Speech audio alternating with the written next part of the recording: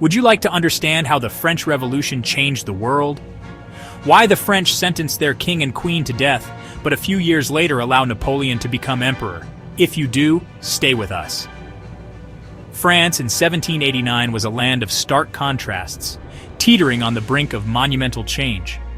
At the pinnacle of society stood the monarchy, epitomized by the opulent court of King Louis XVI and Marie-Antoinette. Their reign was marked by lavish spending and a disconnect from the common people. Their lives were a whirlwind of extravagance, held within the gilded cages of Versailles, a world away from the harsh realities faced by most French citizens. The French monarchy, a symbol of absolute power, seemed untouchable. Yet beneath the surface, resentment simmered. The vast majority of the French population, known as the Third Estate, bore the kingdom's financial burden. They were the backbone of the nation, yet treated with disdain and neglect. They toiled under a system that heavily favored the clergy and nobility, who were largely exempt from taxation. This inequity fueled frustration and anger.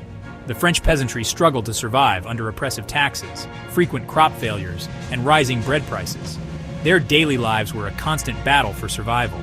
Their plight stood in stark contrast to the lavish lifestyles of the aristocracy, fueling growing discontent and a yearning for change.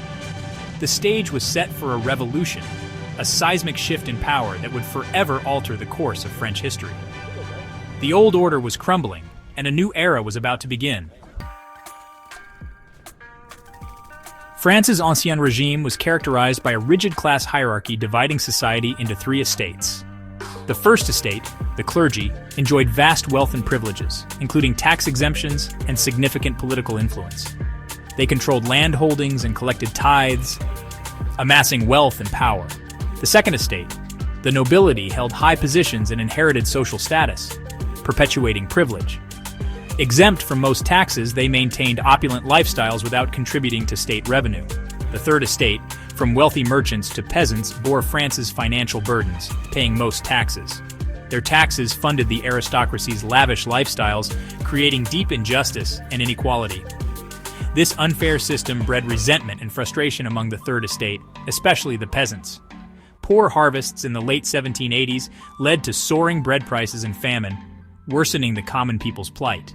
Financial mismanagement and extravagant royal spending drained the national treasury. Louis XVI's indecisive leadership failed to address the crisis, deepening the nation's woes. Extravagant spending and costly wars, like the American Revolution, pushed France to bankruptcy. Desperate government measures further alienated the population, eroding trust in the monarchy. Enlightenment thinkers questioned traditional authority and proposed new ideas about governance and society. Thinkers like Locke, Rousseau, and Montesquieu inspired many to envision a different future. Their ideas resonated with the educated middle class, setting the stage for revolutionary upheaval. As discontent with the monarchy reached a fever pitch, the streets of Paris buzzed with a palpable tension. A pivotal event occurred on July 14, 1789, a date that would forever change the course of history. This event was the storming of the Bastille, an act of defiance etched in the annals of history. The Bastille, a formidable fortress in the heart of Paris, symbolized royal tyranny and oppression. The revolution soon escalated, leading to the execution of King Louis XVI and Queen Marie-Antoinette. The guillotine became a grim symbol of the Reign of Terror, a period marked by mass executions and political purges.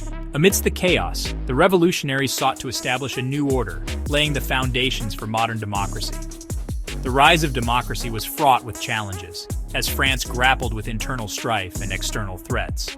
The storming of the Bastille, though largely symbolic, had profound consequences, resonating deeply within the hearts of the oppressed. It demonstrated the power of the people and their rejection of the monarchy's absolute authority. This momentous event marked a turning point in the French Revolution, igniting a wave of uprisings and signaling the decline of the Ancien Regime. Nevertheless, a few years later, France was at war with almost all of Europe, and inside the country, chaos reigned, and a brilliant young general started making waves, Napoleon Bonaparte. Thanks to his military victories, he became wildly popular. But this story is for another time.